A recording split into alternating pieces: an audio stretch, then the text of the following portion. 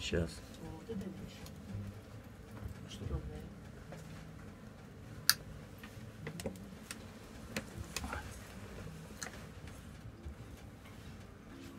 Агрегат. Решили попробовать его. Возьми поближе сюда, вот посмотри, вкладку покажи фонариком. Там не подсветимся, нет? Надо фонарик включить. Вот такая вот вкладка нашей чудо-печи. Деревяшечки. Вот там так у нас сверху. Вот там вот отверстие, куда дымок выходит. Вот.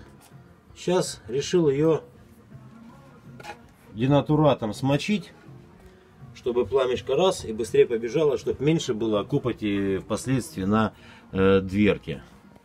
В общем, давайте попробуем разжечь таким образом. Денатурат. Немножечко нальем накладку. Вот так, короче, плюхнули туда.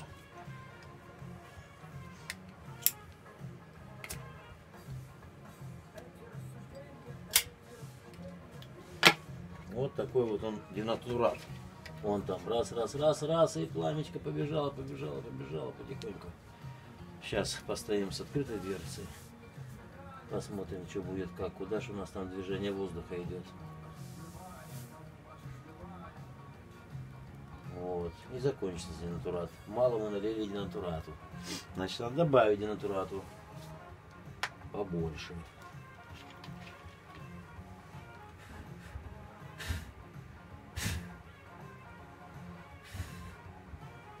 Открытый огонь как-то лить, наверное, небезопасно. Ну, можно. Раз. Это денатурат, не бензин. Аккуратненько этот спирт можно подливать в огонь, зная немножко физику происходящих процессов. Так, ну обычно горелку разжег и горелочка пошел. Может, сейчас мы и поможем горелкой. Ну, попробуем сразу прикрыть окошко, хай оно прогревается, а вдруг денатуратом, что называется, поможет. Так, и теперь надо открыть нам воздух. Так, закрыто. Открыто. Вот так вот. А что у нас? Это у нас что-то там. Это что-то тут. Так, это вот открыто. Поддувало открыто полностью, через поддувало. Отсюда пошел холодный воздух с улицы.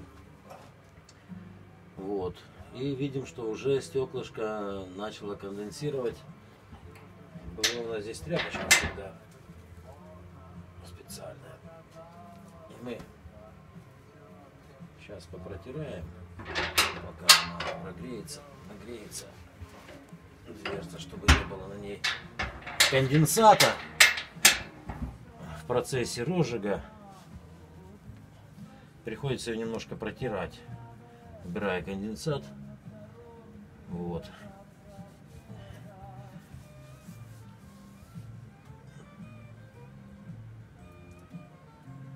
Красивенько оно отсюда смотрится. Плохо, что, говорю, происходит закопчивание. Но опять же, как разжигать? Вот сейчас таким образом разожгем и увидим. Может быть, что-то изменится. Здрасте, поехали. Закрывая выхлоп, Ну, получаем вот такое. не надо, ты что? Да ну надо, Надо, оно чтобы ж горело с доступом попробовать, кислорода, потому что сейчас И оно будет добавляем это сейчас. самое. То Вот, есть вот как так, бы вот, нормально ну, идем. управление пламенем, горно работает. Ну, только, Здесь же если куча ты- регуляторов. Если ты забираешь этот самый, И глазки. а он опять видео снимает. Да. Если ты забираешь воздух, он пироль, как пиролизный котел начинает. Экономно, но А глазки? Но много дыма и не видно огня. смол и все это дело оседает, понимаешь? Не выгорает выхлоп, ну, в этой выхлопной, говорю, в этой.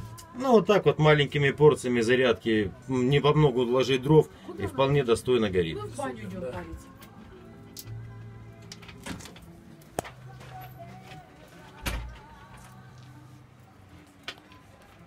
Ну вот эти вот недочеты, конечно, закопченность Да, все четко. и так дальше.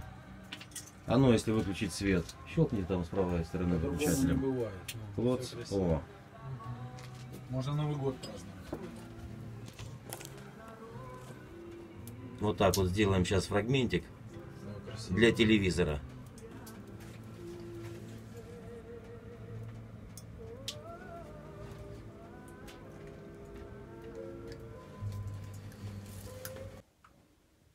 Давайте я вам покажу свою баню. Вот такой предбанник. Здесь буквально вчера мы тусили, разжигали камин. Что мы тут имеем? Здесь у нас ванна с водой для мыться. Здесь у нас один слив на улицу, другой слив в яму. Так, вот парная.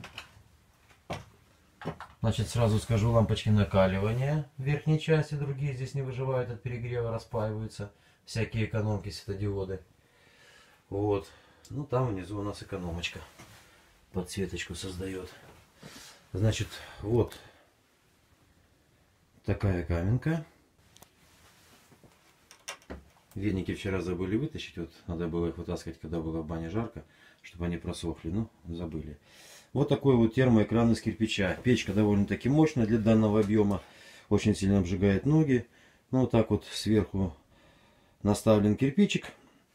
И, соответственно, печечка, скажем так, работает в щадящем режиме. Не так сильно обжигает. Это такая хитрость гофра. Она как бы дополнительную вентиляцию. Вход у нас со стороны, будем так говорить, котельной, да, там где у нас стопка. Вот. И выход в коридорчик. Такое. Если поставить вентилятор, эффективность будет выше. Но тем не менее немножечко подогревает, так сказать, предбанник. Да, в целях экономии липа однозначно, но ниже уровня, где телом не прислоняешься, там сосна. Вот из двух типов дерева. Полог тоже липовый. Вот, ну ничего тут хитрого больше нет. Вот экран с зацинковки сверху над печкой. Ну, как бы деревянная катка для водички. Так. Тоже внизу поддоны строительные, которые уже вот, не знаю сколько, 7 лет бане. Надо местами поменять. Ну, не прогнило так, чтобы, но тем не менее довести домой можно бы. Так. Коридорчик такой тут у нас. Зеркало. Ну вот. Коряга. На коряге веник сверху лежит. Так, котельная, будем так говорить, и стопная. Вот здесь вот мы запас дров, естественно, топор. Вот она наша топка. Вот такая вот топка, длинная полена сюда можно ложить. Где-то 70 сантиметров длина полена, которая входит. Ну, керосиновая лампа рабочая, на всякий случай. Петельковская роспись.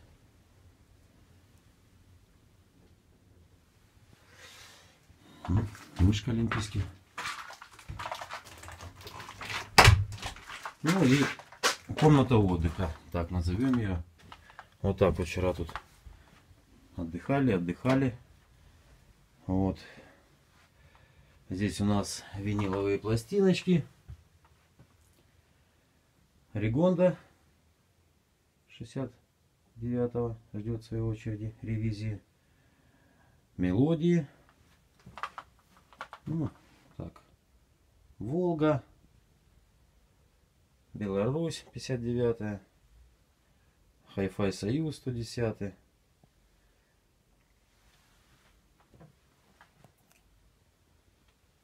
Такая вот стоечка под топливо для камина.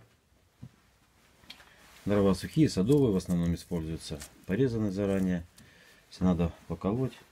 Ну и сейчас чтобы рассказать, показать устройство данной топки, я ее сейчас почищу, она будет красивее и понятнее.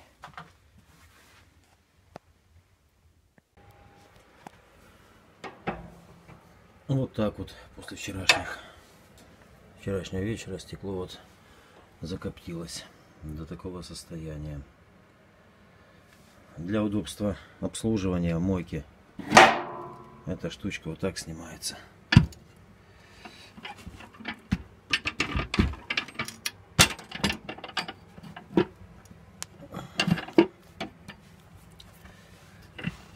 Рамка сделана из уголка.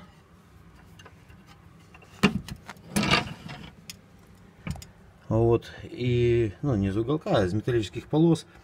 15-я труба профильная по периметру. Там сделаны отверстия. Как бы, ну, можно как угодно сделать рамочку.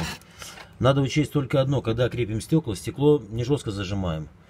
Вот стекло от советской духовки, и от нее же вырезана часть эмалированной штучки, которая там стекло прижимала. Также она прижимает стекло и здесь. Вот прикручено на маленьких болтиках в 4 местах. Эксцентричный замок, как по сути на любой печке принято делать. Зажимает раз, тык, за вот это вот колечко. Так, теперь поближе к конструкции самой топки. Внутри у нас что есть? Труба. Вот она. По ней попадает воздух во вторичную камеру. По бокам вот тут отверстия. Через них воздух выходит, бьет вторичный дождик. Здесь у нас металлические переходят туда. И вот там вот такая вот конструкция продолжается.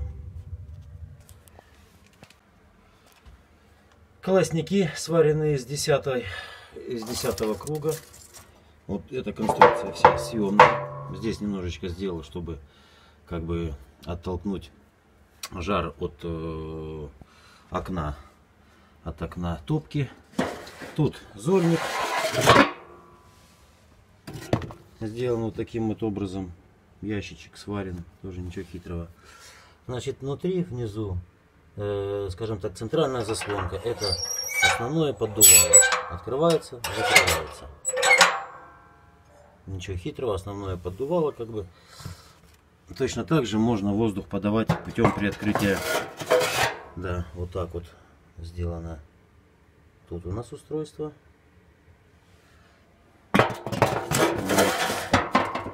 Ну и по порядку. Значит, весь воздух, которым питается печка, приходит извне, с улицы. То есть из помещения воздух брать стараемся не брать. Управление заслонками. Это основная заслонка.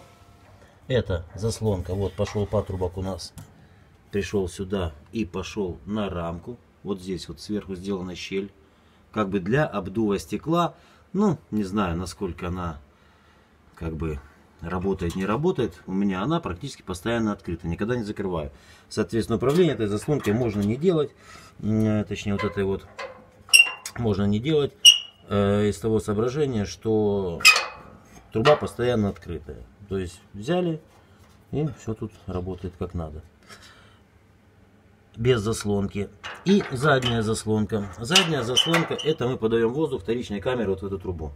Все питается от основной воздухозаборник в центр. Благое дело, водогрейка. У нее все эти отверстия были. Где были, труба там стоит. Где не было, отверстия вырезаем.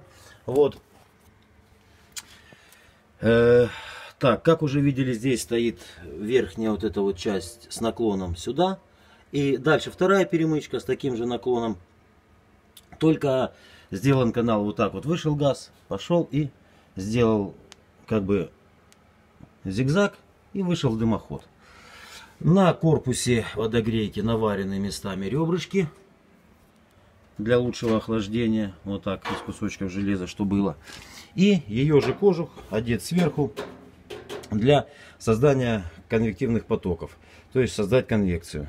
Вот там вот мы видим ребрышки наваренные на самом корпусе железяки. Чем удобна эта водогрейка была, вот эта вот штучка здесь защелкнута. Так отверткой подденем, снимем, точно так же оденем. То есть не завальцованная была, и поэтому кожух здесь красивенько зарядился. Управление выхлопом, то есть дымовыми газами, закрыто, открыто полностью. Вот, ну и о недочетах скажу сразу. Высота установки печки. Чем ниже печка стоит, тем равномернее прогревается тепло. Опять же, для данного помещения, размеров данного помещения, этой печки больше, чем надо. Поэтому палим буквально по 1-2 полена. Положили, горит, и так дальше. Чтобы не закоксовывало стекло, а стекло закоксовывается, вот буквально, да, за вечерок. Не, оно видно через него, все, даже на самых крутых топках коксуется стеклышко. Ничего тут такого удивительного нет. Но я бы, мне кажется, в следующий раз бы, если бы делал, то может быть, щель бы сделал с обратной стороны, уклон туда, газы повернул бы в другую сторону, но чтобы пламя уходило туда и как бы меньше. В данном случае у нас пламя идет сюда, вперед, а надо его развернуть назад, от стекла. Я думаю, тут в этом плане стекло было бы светилось лучше, и при этом основание можно положить опустить чуть ниже, а само окно поднять выше, чтобы видно было пламя. В данном случае, ну как бы, видели, как она работает. Пламя немножко, ну, опять же, на любителя, скажем так. Это мои наблюдения, которые я бы, скажем так, зная заранее, я бы сделал бы иначе. Но так как никаких чертежей, описаний подобного рода не найти, вот. Резюме по эксплуатации отопительного устройства конкретной модели. Никогда, если это возможно, не делайте прямой угол. Выхлоп давит, открываешь окошко, чат идет в дом. Вон черненькие такие у него уже нагорели эти штучки. Высота установки самой топки. Чем ниже топка к полу, тем комфортней. Поэтому данный узел надо делать как можно меньше, как можно ниже ее садить на пол. И тогда эффективность этого устройства будет еще лучше. В данном случае вешаем на потолок. Вот тут где-то в этом углу у меня вешается вентилятор вертикально вниз. И он разбавляет воздух. Как бы этого достаточно, но дополнительный шум и так дальше. Ну, вроде бы больших крупных минусов нет. Вот такой замочек. Вот стекло чистим золой, с водичкой, золой, шик-шик, тряпочкой потерли. Стекло идеально чистое. Приходится чистить вот после каждой эксплуатации. Когда распалишь, может быть, какое-то время дольше поработает еще чистенькое. Когда разогретый котел, да, камин. Вот это вот железочки я делал, вставляются не сюда, чтобы поленья не контактировали со стеклом, когда костер горит. Падает, все это катается, здесь кувыркается. Вот такие вот защитные устройства были.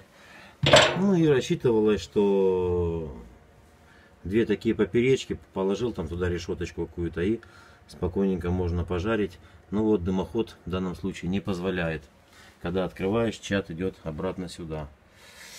Так, что еще по ней сказать? Да ну, в общем-то, и все. Есть смысл делать подобную топку из водогрейки. Сложности минимум. Вот. Удовольствие просто прелесть. Всем теплых вечеров. Схематически данная печь устроена так. Нижняя часть, основное поддувало, заслонка. Воздух на омывание дверки. И воздух для вторичного дождика в камеру сюда. То есть вот так. Одна полка здесь, другая полка здесь.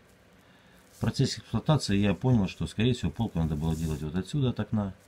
Чтобы пламя уходило сюда, чтобы меньше было здесь закоксование самого стеклышка.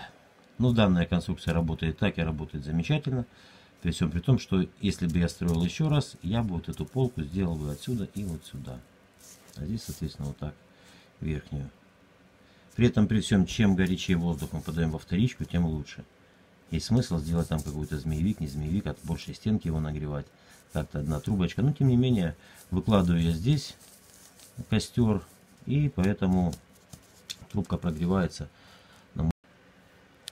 Если добавить по контуру еще вентиляторы какие-то, кожух, обдувать ее, можно как бы эффективнее использовать, но будет шум. И, что немаловажно, в процессе изготовления, когда внутреннюю часть бака обрабатываешь под сварку, надо убрать старую эмаль. Эмаль держится просто страшно. И когда работаешь болгаркой, болгарка очень трудно ее берет. Поэтому к этому надо быть готовым, но обязательно все места зачищать, чтобы сварочка взялась хорошенько. Вот как-то вот такие вот нюансы по данной конструкции.